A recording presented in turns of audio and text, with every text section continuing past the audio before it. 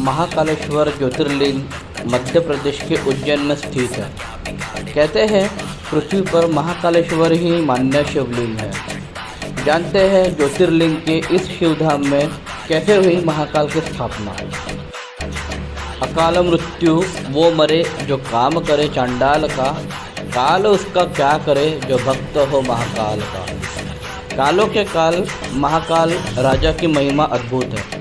12 ज्योतिर्लिंग में बाबा महाकाल सर्वोत्तम शिवलिंग माना गया है। कहते हैं आकाश में तारक शिवलिंग, पाताल में हटकेश्वर शिवलिंग तथा पृथ्वी पर महाकालेश्वर शिवलिंग ही मान्य शिवलिंग है। कहते हैं यहाँ आने वालों की झोली कभी भी खाली नहीं जाती। तो आइए जानते हैं इस ज्योतिर्लिंग के बारे में, इसकी स्थापना कैसे हुई। जब धरती फाड़कर प्रकट हुए महाकाल।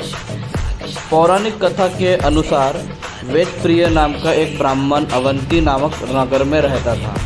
वह शिव का परम भक्त था। प्रतिदिन पार्थिव शिवलिंग बनाकर बाबा की पूजा करता था।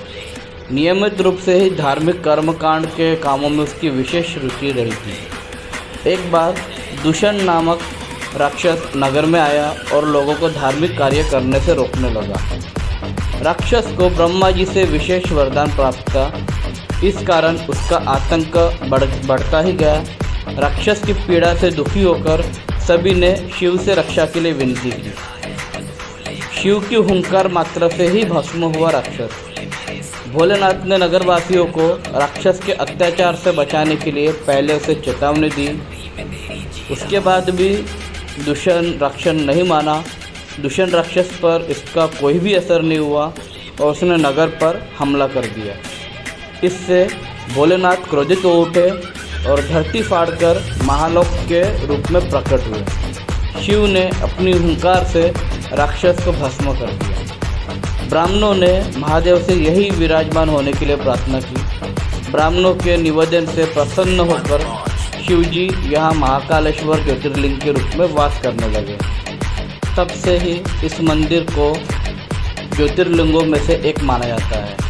मान्यता है कि दक्षिणमुखी मृत्युंजय भगवान श्री महाकालेश्वर मंदिर के गर्भगृह में विराजमान होकर सृष्टि का संचार करते हैं।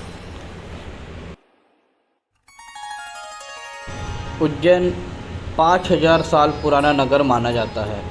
इसे अवंती, अवंतिका, उज्जयिनी, विशाला, नंदनी, अमरावती, पद्मावती, प्रतिकल्पा, कुशस्थली जैसे नामों से भी जाना जाता है।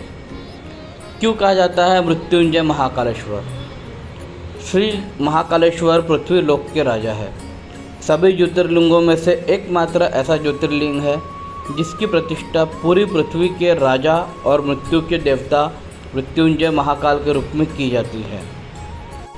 माना जाता है कि काल गणना में शंकु यंत्र महत्वपूर्ण है।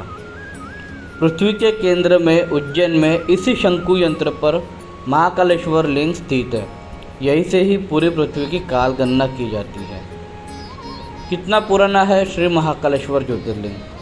अगर हम वेद पुराणों के अनुसार देखें तो श्री महाकाल सबसे प्राचीन मंदिरों में से एक माना जाता है। शिव पुराण के अनुसार श्री कृष्ण के पालक नंद से 8 पीढ़ी पहले महाकाल यहाँ विराजित हुए थे। इस ज्योतिर्लिंग के बारे में वेदव्यास ने महाभारत में, कालिदास, बाणभट्ट और आदि ने भी लिखा है। हमेशा ही भक्तों को अलग अलग रूप में दर्शन देते हैं महाकाल।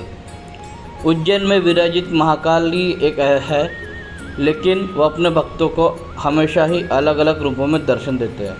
हर वर्ष और पर्व के अनुरूप ही उनका श्रृंगार किया जाता है।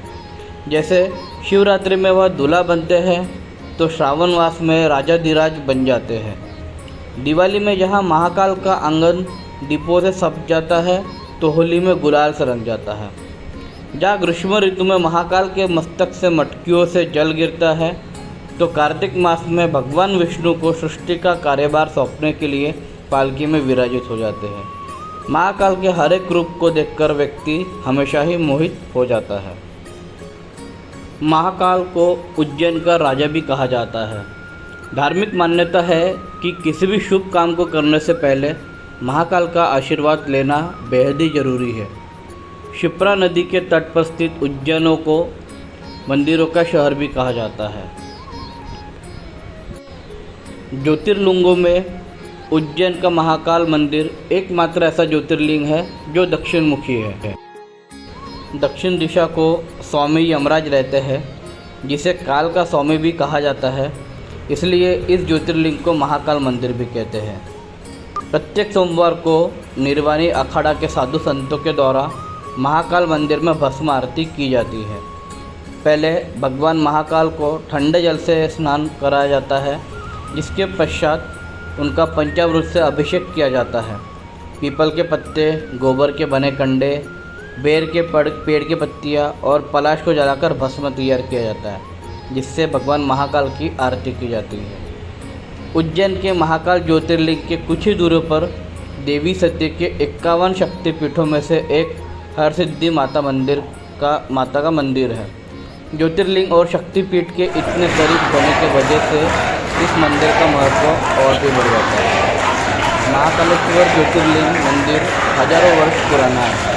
कहा जाता है मंदिर परिसर का विस्तार राजा विक्रमादित्य ने अपने शासनकाल में करवाया था। महाकालेश्वर ज्योतिर्लिंग 3 भागों में विभाजित है। निचले खंड में महाकालेश्वर, मध्य खंड में ओमकारेश्वर और ऊपरी खंड में श्री नागचंद्रेश्वर मंदिर स्थित है। श्री नागचंद्रेश्वर शिवलिंग के दर्शन केवल नागपंचमी के दिन ही होते हैं। इस दिन भक्तगण दूर दूर से नागचंद्रेश्वर मंदिर शिवलिंग के दर्शन करने के लिए आते हैं। महाकाल को उज्जैन का राजा भी कहा जाता है। धार्मिक मान्यताओं के अनुसार विक्रमादित्य के शासन के बाद यहाँ कोई भी राजा रात भर नहीं रहा। कहा जाता है जिस व्यक्ति ने यह भी दुस्साहस किया है या तो वह घिर के मारा गया है।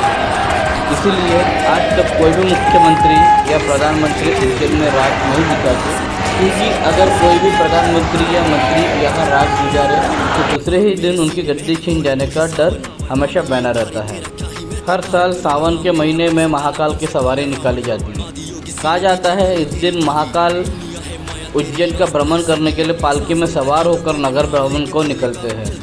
महाकाल पालकी में क्षिप्रा नदी के तट से यात्रा शुरू करने के बाद उज्जैन भ्रमण कर वापस मंदिर में लौट आते हैं। महाकाल के गर्भगृह में माता पार्वती, भगवान गणेश और कार्तिकेय के प्रतिमाएं विराजमान हैं।